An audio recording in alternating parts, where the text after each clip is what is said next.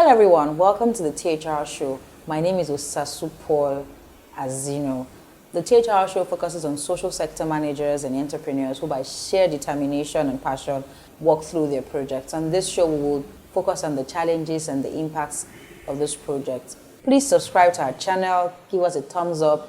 If you have questions, comments, suggestions, or people you would like us to interview, please drop a comment below.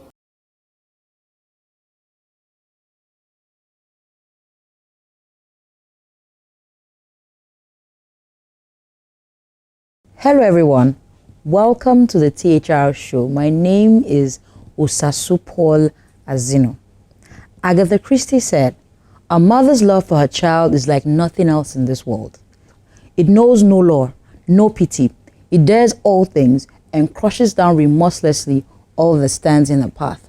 This mother is a warrior, proud, strong, and defeats even congenital malfunction." Please welcome Mrs. Joan Oboh. Thank You're you. welcome, ma'am. Thank you, Sasu. It's such a pleasure to have you here. Thank you. So I introduce you as a mother because I think essentially that is the core of who you are. And being a mother doesn't, I do not say that to reduce you in any way. I think that in all of the things that you have done, in the amazing work that you have done, it has shown that being a mother is enough. Am I right to describe it as that? Yes, it is. So please do tell us about yourself. Well, as you already said, I'm Joan Oboh. I'm a mother with 3 beautiful, handsome sons, and I'm married to Mr. Ernest Oboh. I'm the coordinator and the CEO of Osetale Foundation International. Okay. Actually, it's an enterprise that caters for people, not just children now, people with congenital issues, especially the genital area. Okay, so you just mentioned congenital issues. So that you mean congenital malfunctions. Yes. What is congenital malfunction? Congenital malformations are birth defects. They are defects that a child is born with. But our area of focus is on genital environment because of what we are doing. Okay. Yes. Okay. Could you be a bit more explicit, ma'am? Okay, what I'm saying is that my center, we cater for children and people with congenital issues, especially, as I said earlier, the area of genital. Okay, so by congenital you mean they're born like this? Yes, they're like born deformed. with They're like deformation. they are born with the defects. Okay. And then you have a lot of congenital issues, but we have our area of focus, as I said earlier, Yes. on genital issues that comprises of what in the medical term they call hypospadias. Okay. That is the area of the penis. We have to be raw about it because if not, people will not understand it. When I said hypospadias, I mean the part of the penis. You have the urethra, which passes out the urine. Okay. So instead of having it at the tip of the penis, you have it at the underneath of the penis, close to the scrotum. Okay. Then you have epispadias. Is that painful? Is that well? I don't have one. So you no, but I mean for the people that you worked with, is it painful? Is it no, okay, it's not painful. Okay. But it has a lot of complications because it's not normal. Okay. For the urethra to be here. To be inside. To be under in it, the penis. Okay. Then that is the hypospadia. Okay. Then you have the one they call the epispadia.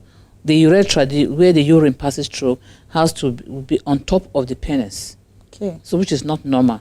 Then the position of the urethra determines how severe or complex the hypospadia or epispadia is. Okay. Then you have the bladder atrophy. The bladder is supposed to be within the body, isn't it? But yes. There are children or people who are born with the bladder outside. So the bladders are in their stomach? So it comes out, yes. So when they take in anything liquid, it's coming out. So they are constantly having liquid coming out of the body. So some of them, depending on the complexity of the issue, some of them will have to go, continue. They have to carry the wee back for life. Wow. Some of them can be repaired, and the bladder mouth will be reconstructed, and they will live a normal life. Okay. In fact, there are a whole lot of issues. Why is this an area of work for you? Why do you do this, ma'am? Because I have a son. I have a son that had a severe hypospadia, so it's called they call it severe hypospadia because the position of the urethra is very down. And when I had him, the testes were not there. And then the penis was small and bent. That's what they call it, cordy. Okay. In the medical term. Okay. Yeah. So you are saying, why am I into this? I had my baby in 1997, and I had him in a very good hospital, not to mention the name. And I wasn't even told what the issue was. I was only told that children born under the condition, because I had a high BP with protein in urine, which they call preeclampsia. Okay. So you had preeclampsia? Yeah. Okay. I had it. And when I had the baby, we didn't even know the baby was going to make it 1.8 low birth, not premature. And by the time he was discharged from the hospital, then he was now at 2.5 birth weight. Okay. That was when we were discharged from the hospital. That was when we were coming from postnatal checkup, and they discovered that he had this condition of not weeing from the penile mouth, and they had to invite a consultant from LUT, a professor and a pediatrician, who told me that from experience, what he's seeing is clearly a case of ambiguous genitalia, meaning that the sex of the child cannot be determined. Okay. But that if I want to go on with investigations, he will let me know what I have to do. But that if I want him to be blunt with me, he will tell me that the child cannot perform as a male. When he grows up like that. And I was like, is that the final solution? He now said, yes, that is a severe case. Yes, I went to UCH, the same story. I went to UBTH in Benin, the same story. So I had to consult my parish priest then. You're Catholic, ma'am? Yes, I'm Catholic. Okay. Devout one. Okay. Yeah. I had to late Reverend Father Patrick Adegbite, may his soul rest in peace. Yeah, because I tell my son every day that he owns that priest, a prayer every day of his life. Because when I went to meet him in that confused state, he told me not to tamper with the child. We're going to pray and we're going to hear from God. So that was how I still went ahead, sourcing, medically looking for a solution. So that was where I was told that they were going to refer me to 2 doctors. And that whatever they tell me, I have to take it final. So when I met this doctor by name, Dr. Babatunde Madareko, yeah, he's a pediatric surgeon. Okay. He was the one that was when the story changed. And so what did he have to say? Everywhere I took my son to, they were like, this is ambiguous. That was the only story I was hearing.